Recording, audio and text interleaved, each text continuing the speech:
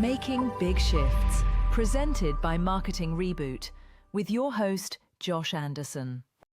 Hey everyone, welcome back to Making Big Shifts by Marketing Reboot. I'm your host, Josh Anderson, where we interview real entrepreneurs making real shifts in the real results that follow.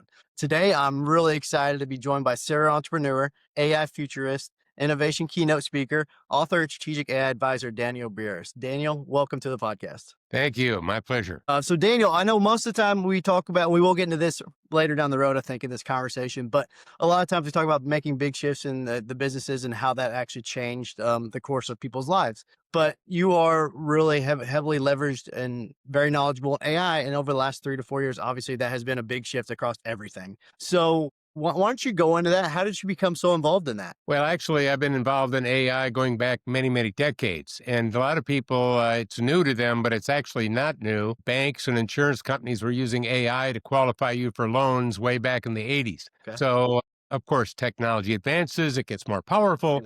And we ended up getting machine learning, then we got deep learning. But I think what has made all the headlines the last several years is two new ones. One is generative AI, which is about creating. It creates code, it creates pictures, it can create things. And the other one is agentic AI, which is a little bit newer, a little more complex. And that is not about creating anything. That is about doing. It's about accomplishing something. Yeah. So you have two different ones. And I think some of the listeners and viewers might know, I'm a advisor to the Joint Chiefs and the DoD on AI and Google and many of the other big companies. So I've got a lot of deep knowledge in that area. And since you're about big shifts, I think having been a serial entrepreneur that's been very successful, what I want to do, and I want our listeners to do and our viewers to do, is to not be reactive to the big shifts. What I want you to be instead is anticipatory to the big shifts, to anticipate what is just about to hit and make the shift before everyone else so that you can be successful. And with that in mind, one of the big things that everyone is missing, even the largest companies, is AI requires a mindset shift. It's not just about the tools. Matter of fact, you can have the best tools in the world, but if you've got a legacy mindset, you'll underutilize them. Right. It's really changing how you think about how you can not just change, but transform every process, every product, every service using these tools. Yeah. And that requires looking at our business model and realizing right away, frankly, your business model is far less reliable anymore. You have to transform that business model. Have you looked at your business model? Have you redefined what success is? Hey, think about that one. Yeah. You know what success used to be, but maybe it's far bigger. One of the things that I encourage people to do is to think much bigger about what you can do, because now one person can create $1 million company in months. So what if you have a team of 15 or 20 or 50 or 100? You know, that could be $100 million. I mean, if you really empowered people. So frankly, we are not thinking big enough. The big shift is you, all of us, you're thinking too small. There is a bigger big. And what we do is we think we're thinking big, but actually we're thinking kind of small, because AI is going to have a bigger impact. And to really help frame this up, and then I'll let you ask me some questions because I've been hogging our time together. But the reality is, instead of replacing humans with AI, we want to amplify humans with AI. I was asked when ChatGPT was first launched, quite a few years ago now, they said, will humans be replaced by AI? And I was the first to say humans will replace by humans using AI. So how many of our team, have they been trained? Do they understand it? Has everyone in the organization, are they not just literate? Because I know a lot of people would say, yeah, I know about AI. But if you talk to them a little deeper, you realize they actually don't know about AI. They think they know about AI. They haven't really done some deeper learning and deeper things. So let me share with you one of the big things about AI and how to really think about it. And then I'll let you throw some questions my way. Yeah, for sure. One is, it's about augmenting our human thinking rather than replacing it. Yes. And let me give you a powerful example. And by the way, this is true for a commander of an aircraft carrier, because again, I work with Army, Navy, Air Force, Marines, and so on, or whether it's the commander of a mid-sized company in insurance. Doesn't matter. It's about augmenting our thinking. So here's an example for you. Let's say you know someone that has cancer, heaven forbid. And you will probably be needing an oncologist. That's the doctor that treats people with cancer. And right now, without any new tech, right now, AI knows more about cancer and than any living doctor. It knows every MRI, every X-ray, every DNA analysis, every result of chemo, every type of chemo. It knows all that stuff. No human doctor can keep that in their head and recall it, boom, like that. That is the power of AI. So I'm going to give you 3 choices for someone that you may know that has cancer. Okay. Choice number 1, a really great oncologist, great reputation. Choice number 2, just AI. Choice number 3, a great oncologist that is using AI.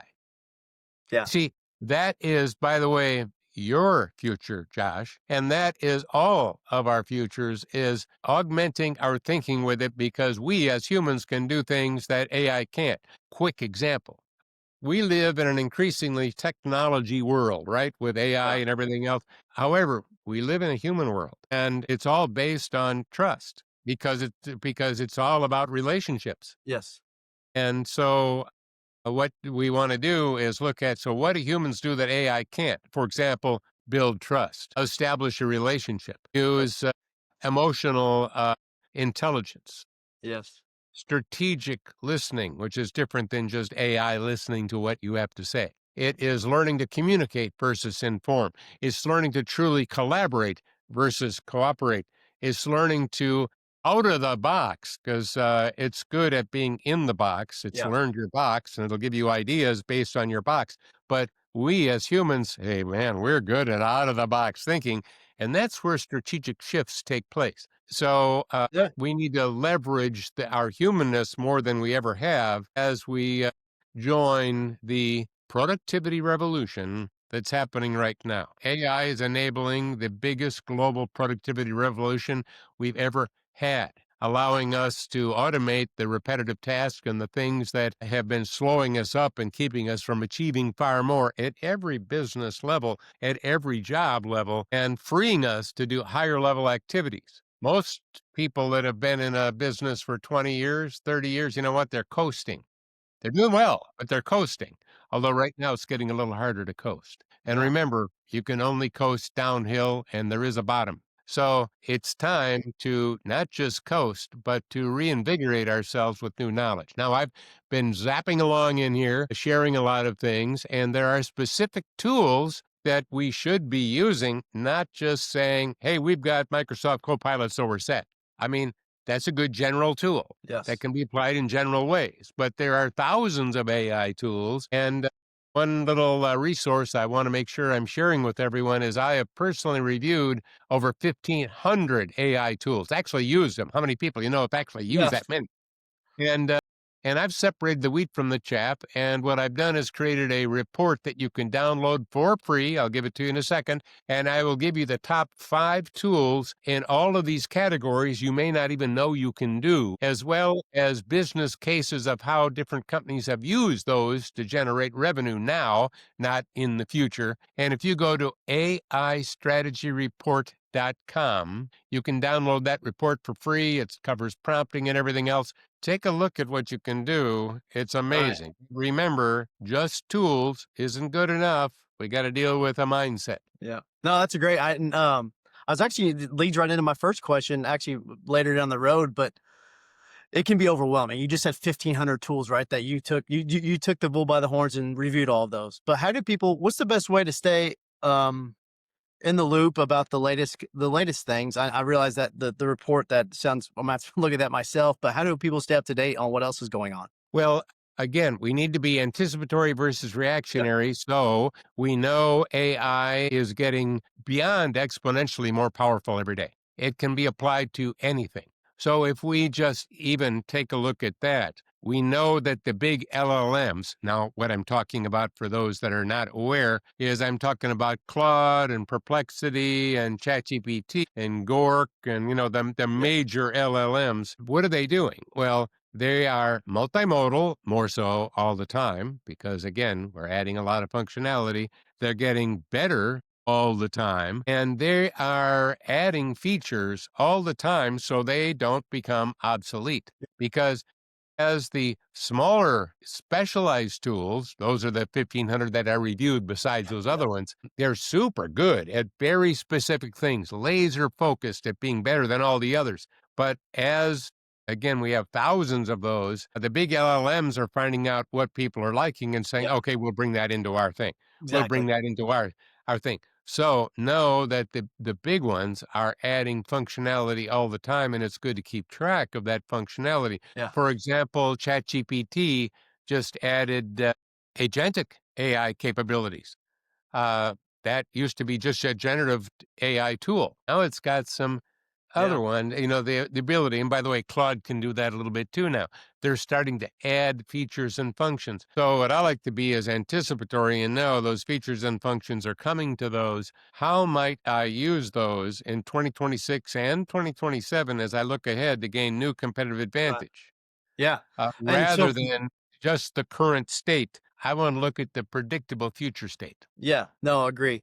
And then kind of going into so if you've dealt with a lot of different clients, companies, and things of that nature. From the ones you've dealt with, what are the trade not trademarks, but like what are what makes the companies that are best at adapting to AI the best at adapting to AI? Like what is it, a cultural thing? Is it a leadership thing? What do they have in place to adapt well to AI? Well, your words that you used are good. Let's put them in order. It starts with a leadership thing because if the top doesn't get it, it doesn't happen. Period. Yeah. By the way, I found that to be true with the hundreds and hundreds of different clients around the world. I mean, I've worked in 51 countries. So, and I've got thousands of clients because I've been doing this for many decades now. So, if the top doesn't get it, you have trouble. Right. Number one. Number two, they can't be just focused on the present. They've got to be focused again with a vision because vision unlocks the future. So, do they have a Mhm. compelling vision based on the direction the future is going, based on what I call the hard trends, based on future facts that are shaping the future? Now, let me hold up right there because I introduced a key concept. Let me just talk about that a second. Most people think that the future is unpredictable other than death and taxes. And I would say, well, not true at all. We went from 4G wireless to 5G wireless. Is that it? No, we're going to have 6G followed by 7G. And is AI going to get more powerful or can we just turn it off? No, it's going to get more powerful. See that the variable is how are you using it? Ha. Now there's the variable. So all trends are either a hard trend based on a future fact that will happen. Baby boomers chronologically will not get younger, they will get older. And when we have a bunch of future facts, there are thousands, and that gives you certainty in an uncertain world. Yep. And when you tie those future facts to opportunities, all of a sudden you have low risk, high reward innovations going forward. So my quick advice, and I'm giving this very quickly to you, I can also go to Burrus, BURRUS.com to find out more about this, but right now I'm saying there are hard trends based on future facts Yes. and soft trends based on assumptions that may or may not happen. By the way, I like those also. Why? If I don't like them, I can change them. So Sure. when I have a list of the hard and soft trends and the related opportunities, and then I start looking at my vision, is my vision based on where we're going or where we've been? Is it based on something that is a future fact that is growing more powerful every year? Or is it based on an assumption that may or may not grow next year? Those are really powerful things. So going back to your question, vision by the leader is a key element. And the number two is changing how the culture and people think Mhm. before giving them the tools. Here's what we tend to do in business, regardless of size, and I've worked with the very biggest as well as smaller ones. And what I've noticed is we give them new tools, but we don't change how they think and they underutilize it. Yes. So what we want to do is instead change how they think before giving them the new tools so that we're actually getting the money's worth out of the new tools. Yeah. Yeah, for sure.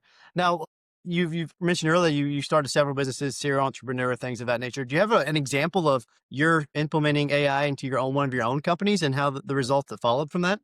Yeah, exactly. Well, I've got a anticipatory organization transformation accelerator learning system. Now, I've developed this learning system a number of years ago. It's teaching companies how to take their biggest problem and skip them, how to do time travel audits, how to separate hard trends from soft trends, how to accelerate innovation, and so on. It's thankfully, an award-winning learning system. Well, Huh. what I did is I added AI to it using my proprietary database so that it won't hallucinate, Yeah. so that people using it are drawing not from the internet, but from my Yeah. knowledge base, which is quite extensive, to supplement the learning I call it an AI assist. And the results are just unbelievable, and companies are getting great results from it. And I think that that is just one use of it. Speaking of generative AI and agentic AI, remember, we have some that took place before that, like deep learning, which is AI can learn on its own, basically. Yeah. We have machine learning, where it learns over time. The more you use it, the better it learns. In that case, think of let's say if you own a Tesla, every Tesla driver, everything that it does is going up to the mothership. Yep. So the mothership is learning from all of the millions of cars that are being driven every second on planet Earth, getting better and better. By the way, that's called machine learning. So you may have something that doesn't need generative AI. It doesn't need agentic AI. You may have a machine learning that you could use, by the way, that used to be expensive, but now it's quite cheap to be able to do what Yeah. you want to do. Yeah. Yeah.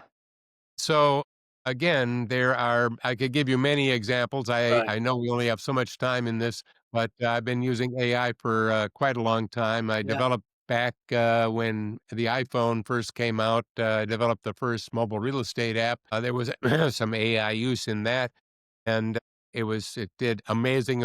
I think it was the eighth most downloaded app in the App Store and in the Apple App Store when I first launched it. I was on Fox News the next week and Wall Street Journal disrupting real estate. I didn't want to get known as the real estate guy, Yeah. so I moved that off and got the basically that's how Zillow got its start. So Okay. because again, I didn't want to get known just for Yeah. that. It would have narrowed my focus. Whereas, what I want to do is help as many companies and as many executives and as many entrepreneurs as possible to become less agile and more anticipatory. Now, use the word agile. Let me bring that up very quickly because most companies think it's all about agility. The more Yes. agile we are, the better. And I would say, well, not really. That used to work quite well, but let's think about that. Agility came from sports. It's a fast reactive strategy. The quicker you can react to a transformational disruption, the better. The faster you can react to a problem, the better. It's Yeah. kind of like playing offense, a quick offense, which is good. You need offense. Mm-hmm. What I'm teaching people is how to play, did I say offense? I'm sorry. It's a defensive strategy. It's a very quick defensive strategy. It's a reactive strategy. I'm teaching people how to be anticipatory, which is an offensive strategy. Okay. Yeah. How to anticipate disruptions before they disrupt so that disruption becomes your choice. How Mhm. to anticipate problems before they occur so you can pre-solve them and move forward faster. So what I want is everyone to become far more anticipatory, far less reactionary, because change is accelerating. It's not slowing down. And if all you are is a fast reactor, you will be less happy every year. That's true. So, what is the? There's so much to be excited about with AI. What is like? What I have a question that I always have to ask during the podcast is like, what is one thing you're excited about that you're working on now, and for your personal businesses? But then, what do you think as an AI futurist? What is your prediction for AI going forward? Well, thank you. Personally, I'm creating all sorts of AI knowledge bases based on all of the different principles that I teach. I have many. Out of the 6 companies I started, 5 were profitable in the first year, 4 were national leaders in the first year. I've never had a business loan, so I've done a lot that I can teach others. I love Yeah. teaching people, and so I'm creating all sorts of different knowledge bases that I'll put together and give people access and let them subscribe to. I'm getting close to launching that in 2026. Oh, nice. I'm working on that right now. Secondly, as I look forward to AI, as I said, we're underestimating its impact, and it will not just change, but transform every process, product, and service over a very short period of time. How short a period of time? Oh, I'm glad I asked. Let's say 3 years. Now, I'm already predicting it will transform every business process, how we sell, how we market, how we communicate, how we collaborate, how we innovate, how we train, how we educate, everything. Now, that's the hard trend. How do I know that will happen? The AI tools to do it are already in place and getting more powerful. Plus, we're getting new tools. Hmm. That's the hard trend. Using my methodology, what's the soft trend, the thing that might happen? Yep. And Yep. that is, will you use AI to transform all of your processes? I don't know. That's a soft trend. That's not a future fact. That's up to you. And a Yep. lot of you will say, let's wait and see. Let's wait and see what happens. By the way, if you got a wait and see attitude, I think you're not going to like the future very much. But if you start saying, these are the things I'm certain about, these are the hard trends shaping the future, here's my opportunities, take your opportunity list and frankly pick one or two, because big lists never get done, It's true. and Yep. use the power of focus to make that happen. You can create amazing opportunities. And the companies I've worked with have gone from, being a 70 or 80 ranked in the United States to being ranked number one in the world in just a couple of years. I mean, amazing opportunities. Let's tap in. Yeah. Yeah, that's great. That's the hard part though, is picking those one or two opportunities as an entrepreneur, especially when you have like 1,000 ideas on your mind, right? Or Let maybe me not. let me help you with that. Let me help with that, because you are absolutely right.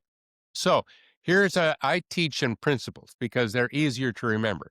So here's a principle to address what you just said perfectly. And that is, abundance brings scarcity. Scarcity brings abundance. Mhm. Now, here's what I mean by that. If you can do anything, you can't think of what to do.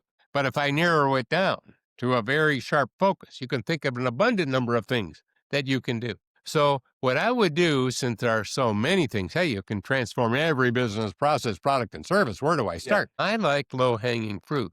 What will give me the biggest impact in the shortest amount of time with the least money spent? Why don't I start there?